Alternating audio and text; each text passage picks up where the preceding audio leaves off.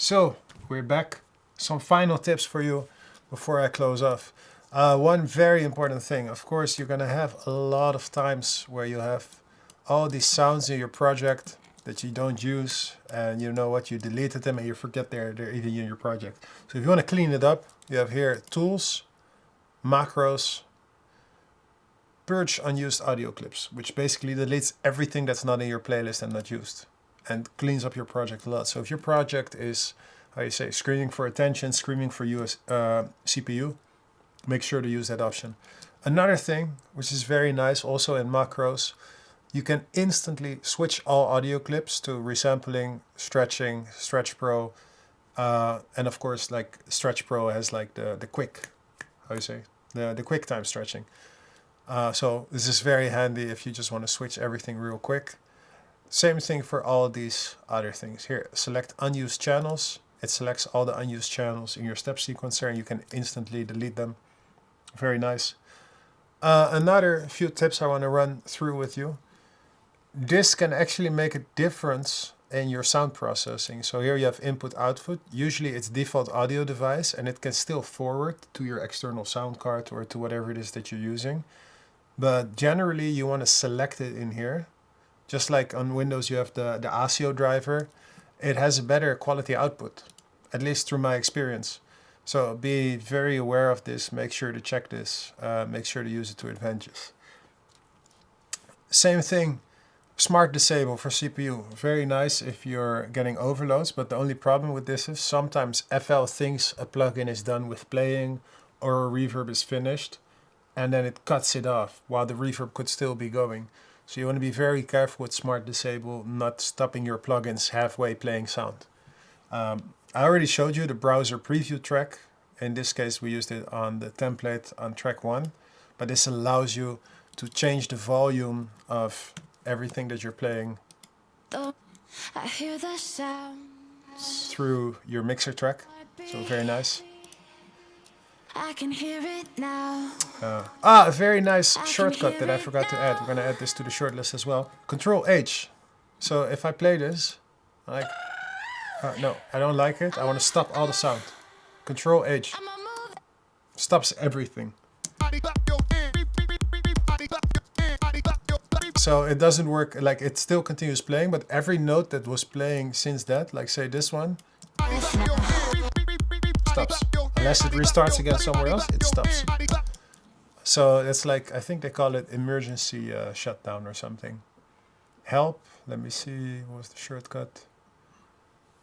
They deleted it from the buttons. I think it was panic or something. Help, index, product information, what's new? Well, doesn't matter, it works. Panic button, Control H, everything stops. Oh, what just happened there? Okay. Another thing, very important. You have your browser, of course.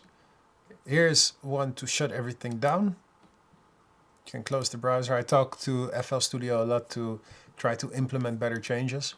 One of the things that I started doing is making, how you say, favorites. So now I think in this new version you can actually favorite.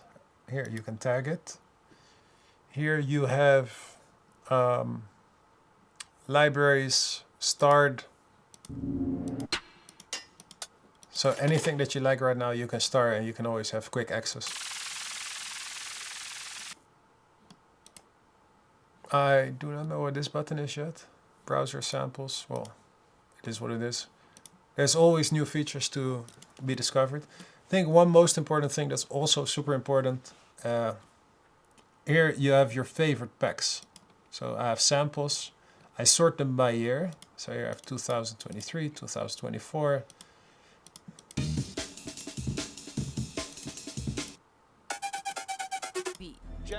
Jack.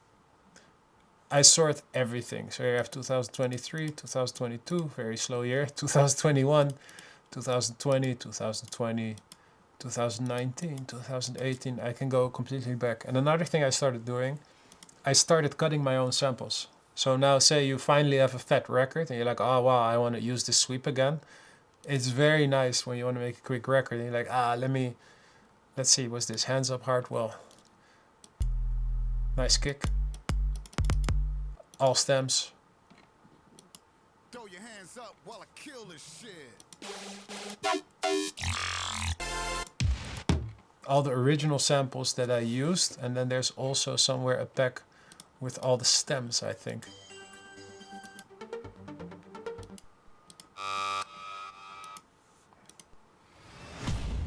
So now say I want to have a breakdown after this, and like, okay, I need a quick impact.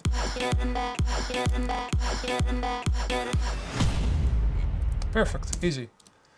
I want to have some snares on it.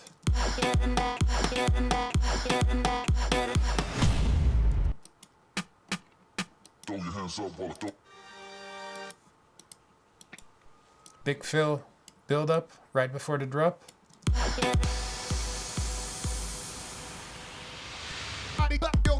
Oh, wait. Of course, it doesn't necessarily work with the endless smile. I think there's supposed to be a snare on top of that.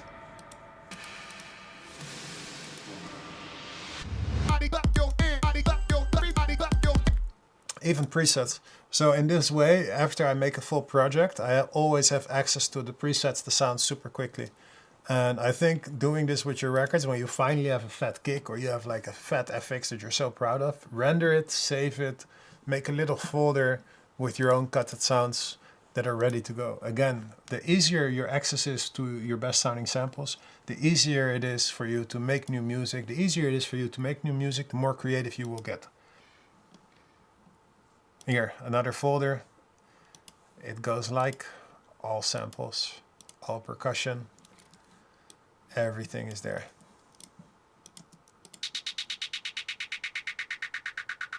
Not that useful, but you know, you never know when you want to go quick.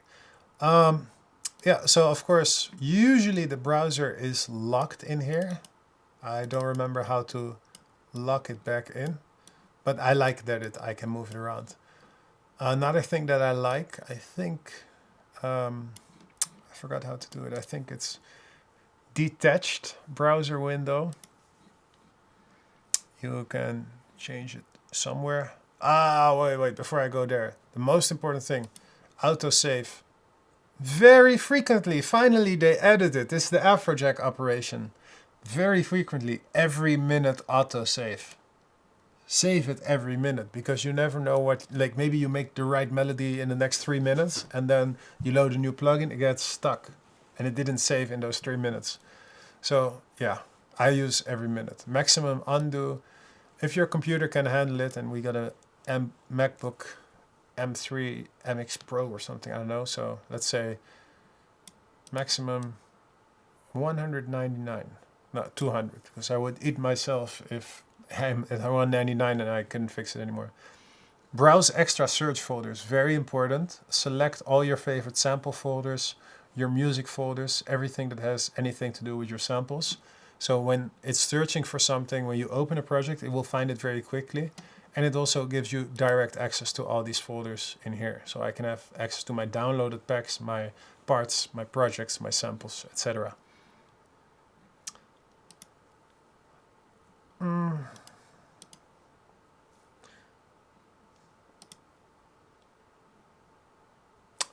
Important little setting that no one talks about. Time settings, like I said, PPQ. Let's see if it works at 960.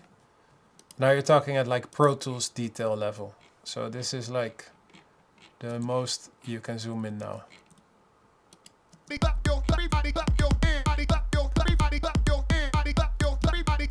So you can zoom in very deep. I would not recommend this, however, because it will make your project almost impossible to load. So I prefer to put it around 192. Of course, it depends on how heavy your computer is. And then there's, of course, always the option when you say like you want to edit the sample.